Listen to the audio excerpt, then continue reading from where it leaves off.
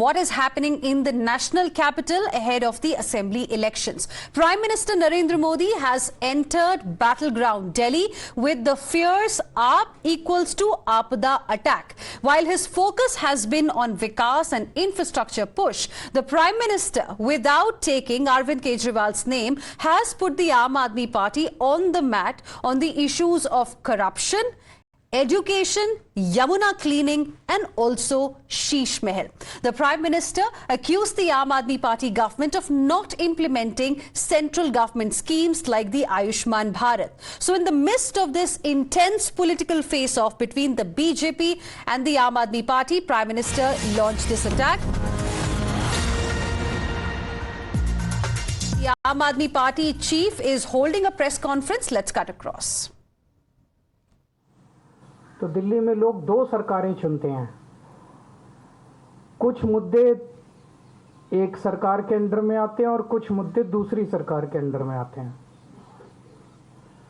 तो दिल्ली में 2015 में लोगों ने दो सरकारें, सरकार बीजेपी की और दिल्ली सरकार आम आदमी पार्टी की, उसको अब 10 साल हो गए। इन 10 सालों में आम आदमी पार्टी की दिल्ली सरकार ने क्या क्या काम किए, आज अगर आप मुझे बताने के लिए बोलें तो शायद मुझे 2-3 घंटे भी कम पड़े। इतने काम किए, इतने काम किए, इतने काम किए। शिक्षा में, स्वास्थ्य में, बिजली में, पानी में, सीवर में, सड़क, इतने काम किए हम लोगों ने कि मैं कई घंटों तक काम गिना सकता हूं।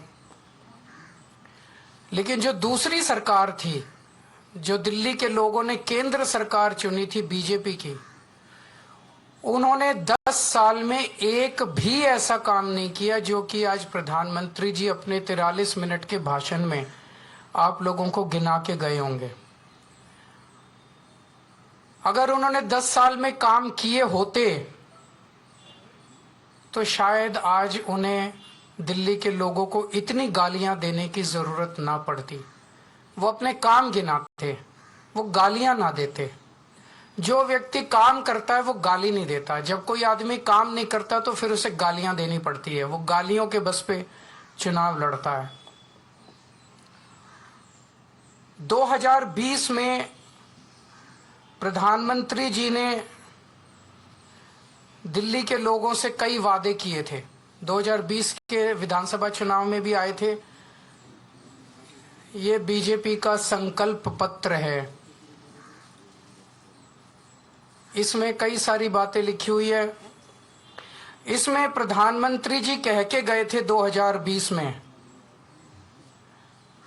साफ साफ इसमें लिखा है 2022 तक दिल्ली में सब लोगों को पक्के मकान दे दिए जाएंगे।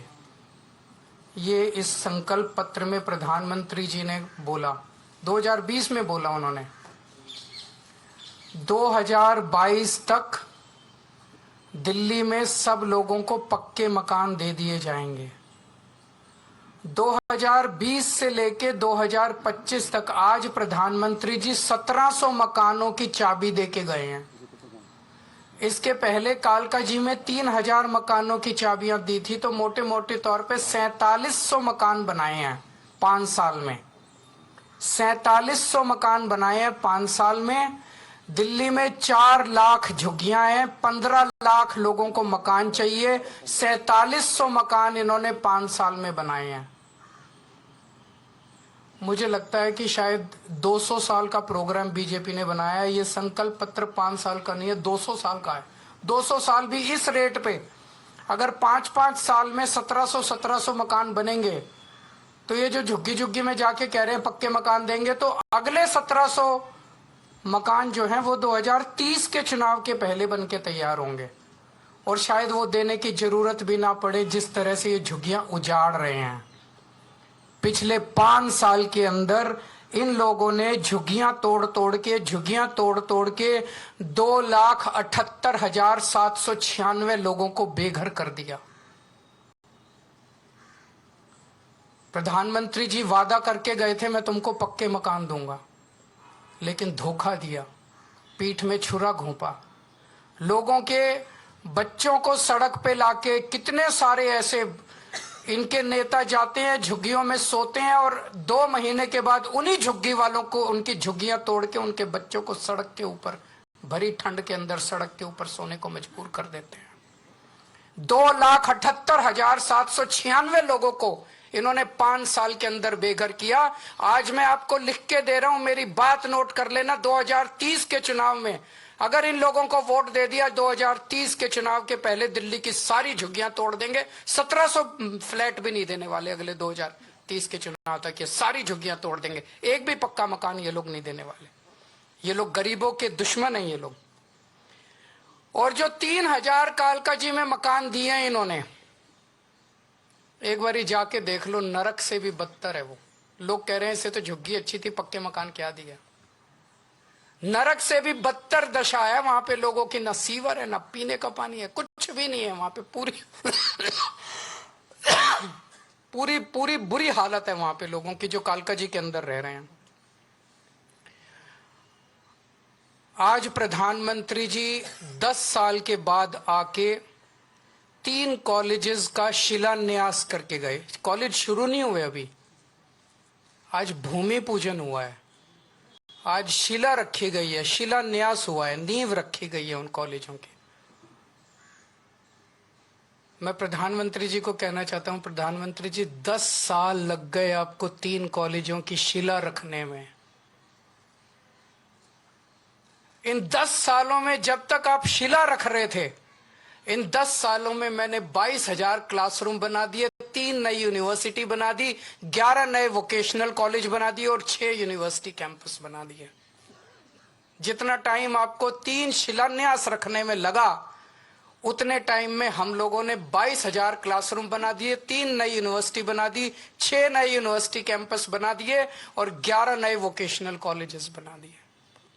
हमारी काम करने वाली सरकार है, हमारी शिलान्यास रखने वाली सरकार नहीं है जो चुनाव के पहले आती है और शिलान्यास रख के चली जाती है। मैं प्रधानमंत्री जी को कहना चाहता हूं, आप तो इतने ताकतवर आदमी हैं, आपके पास अथाह पैसा है, भारत सरकार के पास अथाह पैसा है, आपके पास इतनी पावर है, अथाह पावर है।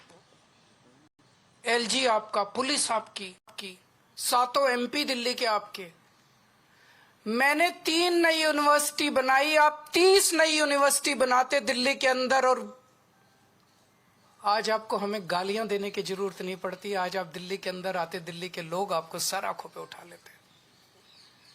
मैं प्रधानमंत्री जी को कहना चाहता हूं, मैंने 22,000 क्लासरूम बनाए, आप 1 लाख क्लासरूम बना देते प्रधानमंत्री जी, लंबी लकीर खींचते।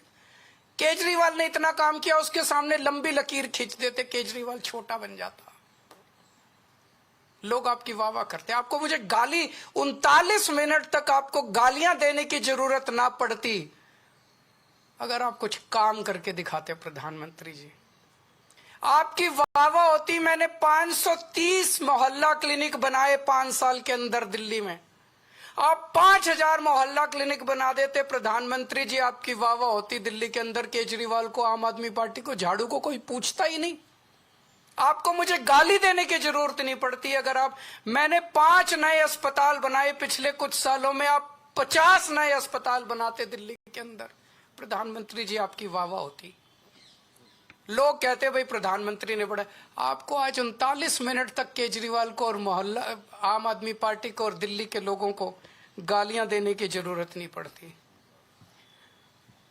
पिछली बार याद करो, इसमें भी लिखा हुआ है, इनके संकल्प पत्र में लिखा है, 40 पूर्वांचली समाज के साथ सबसे बड़ा धोखा किया है भारतीय जनता पार्टी ने। सबसे बड़ा धोखा पूर्वांचली समाज के साथ किया। हमारे उत्तर प्रदेश और बिहार के गरीब भाई दिल्ली में आते हैं, या तो पढ़ने आते हैं या नौकरी ढूंढते हुए आते हैं।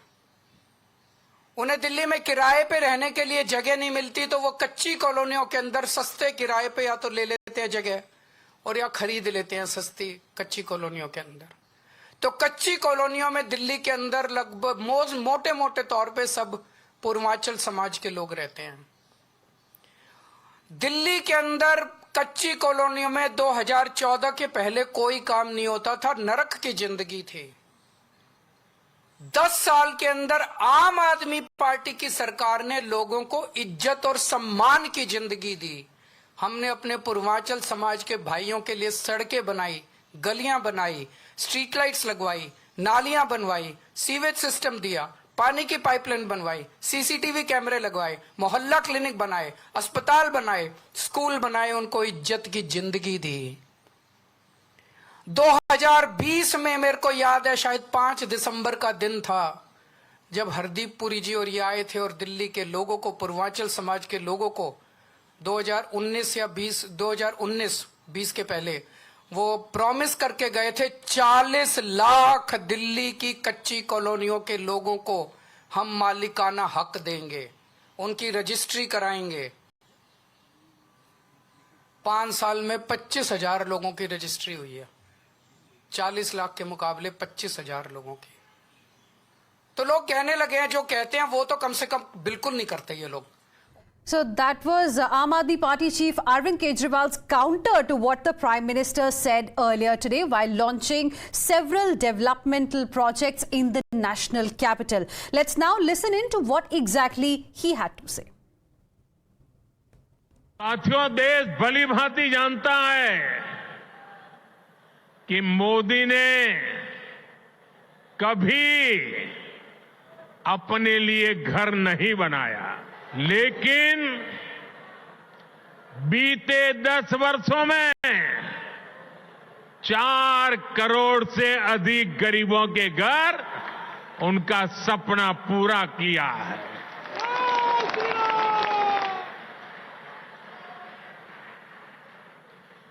मैं भी कोई शीश महल बना सकता था,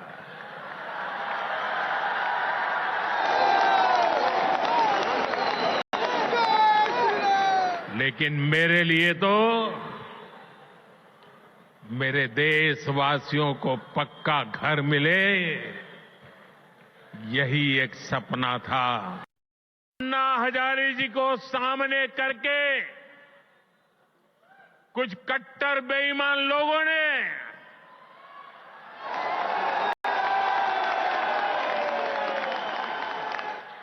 दिल्ली को आपदा में धकेल दिया। शराब के ठेकों में घोटाला, बच्चों के स्कूल में घोटाला, गरीबों के इलाज में घोटाला।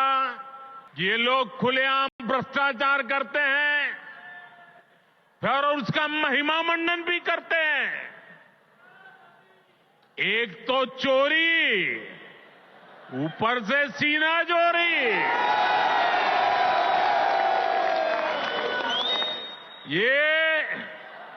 ये आपदा दिल्ली पर आई है और इसलिए दिल्ली वालों ने आपदा के विरुद्ध जंग छेड़ दी है। And with this